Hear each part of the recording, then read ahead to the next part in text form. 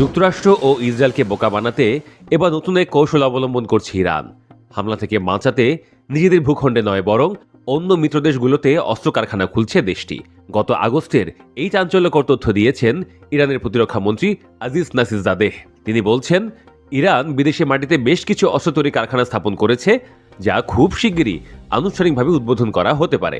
ইসরায়েলের সঙ্গে 12 দিনের যুদ্ধে ইরানের অনেক প্রতিরক্ষা সক্ষমতা ব্যাপকভাবে ক্ষতিগ্রস্ত হওয়ার কয়েক মাসের মাথায় এই ঘোষণা এলো। দীর্ঘকাল ধরেই মিত্র দেশগুলোতেও নিজেদের অস্ত্র সক্ষমতা বিস্তৃত করছে ইরান। লেবাননের সশস্ত্র গোষ্ঠী, ইয়েমেনের বিদ্রোহী গোষ্ঠী এবং ইরাকের শিয়া গোষ্ঠীগুলোকে ড্রোন ও মিসাইল তৈরিতে কারিগরি সহায়তা দিয়ে আসছে ইরান। ইরানের এই দর্শনের মূলে রয়েছে একটি পুরনো প্রবাদ, আর তা হলো, কাউকে মাছ খেতে দিলে আপনি তাকে একবেলা খাওয়ালেন, কিন্তু তাকে মাছ ধরা শিখিয়ে দিলে আপনি তাকে সারা জীবনের জন্য খাবারের ব্যবস্থা করে দিলেন। আর এই পুরনো প্রবাদকেই কাজে লাগাচ্ছে তারা। তবে ইরানের প্রতিরক্ষা মন্ত্রী আজিজ নাসিরজাদেহ কেবল বিদ্রোহী গোষ্ঠীগুলোর কথাই বলেননি। ইরান অন্যান্য দেশের সরকারি সহযোগিতাতেও অস্ত্র কারখানা গড়েছে। 2022 সালে তাজিকিস্তানে নিজেদের প্রথম ড্রোন কারখানা খোলে ইরান। এছাড়া রাশিয়ার আলাবুগায় ইরানি ডিজাইনের শাহেদ ড্রোন তৈরি কারখানা স্থাপনেও তেহরান সহায়তা করেছে।